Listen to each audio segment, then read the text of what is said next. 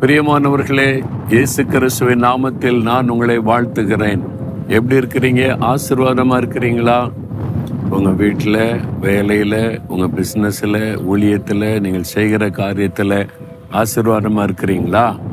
சிலர் தான் ஆசீர்வாதமா இருக்கிறேன்னு சொல்றாங்க. சிலர் எங்க கஷ்டம் பாடுகளில் தான் இருக்கிறோம் அப்படின்னு சொல்றீங்க.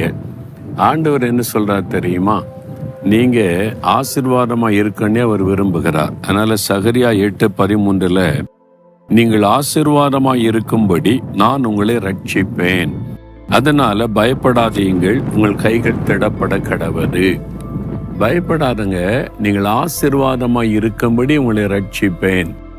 பாவத்திலிருந்து ரட்சிப்பு, சாபத்திலிருந்து ரட்சிப்பு, ஒரு அடிமைத்தனத்திலிருந்து ரட்சிப்பு, பாவ மன்னிப்பாகிய ரட்சிப்பின் சந்தோஷத்தை இயேசு தருகிறார். எதுக்கு அந்த ரட்சிப்பு? வெறும் பாவத்தை மன்னிச்சிட்டு விட்டு விடுவதற்கா? நீங்கள் ஆசீர்வாதமாய் இருக்கும்படிக்கு. ரட்சிப்பு என்ற வார்த்தைக்கு என்ன அர்த்தம் தெரியுமா? ஒரு முழுமையான ஆசீர்வாதம், பெர்ஃபெக்ட் பிளஸ்ஸிங் என்பதாக அர்த்தம்.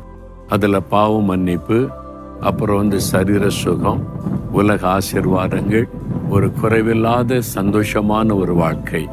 அதுதான் ரட்சிப்பு என்கிற வார்த்தைக்கு அர்த்தம். இயேசு ரட்சகராக இந்த உலகத்தில் வந்ததே நம்மை பாவ சாபத்திலிருந்து ரட்சித்து முழுமையாய் நம்மை ஆசீர்வதிக்க. ஆனால் தான் ஆண்டவர் உங்களை பார்த்து சொல்லார், என் மகளே பயப்படாத, என் மகனை பயப்படாதே, நீ ஆசீர்வாதமாய் இருக்கும்படிக்கு உன்னை ரட்சிக்க நான் விரும்புகிறேன். ரட்சிப்பின் அனுபவம் பெற்று இருக்கிறீங்களா? பாவத்திலிருந்து விடுதலை பெற்றுட்டீங்களா? அப்படி இல்லைன்னா, இயேசுவே என்னை ரட்சிக்க சிலுவையில ரத்த சிந்தினீங்கல்ல, என்னை ரட்சித்து என்னை ஆசீர்வதிங்கன்னு கேளுங்க. உங்க வாழ்க்கையில் ஒரு பூரணமான ஆசீர்வாதம் உண்டாயிருப்பதை நீங்கள் காண்பீங்க. விசுவாசிக்கிறீங்களா? இந்த வாக்குத்தத்தத்தை விசுவாசித்து ஜெபிச்சு பாருங்க. இன்றிலிருந்து ஒரு அற்புதமான மாற்றம் உங்களுடைய வாழ்க்கையில் உண்டாவதை காண்பீங்க. அதனால்தான் இயேசு சிலுவையில நம்ம ரட்சிப்பதற்காக தன்னை பலியாய் கொடுத்தார்.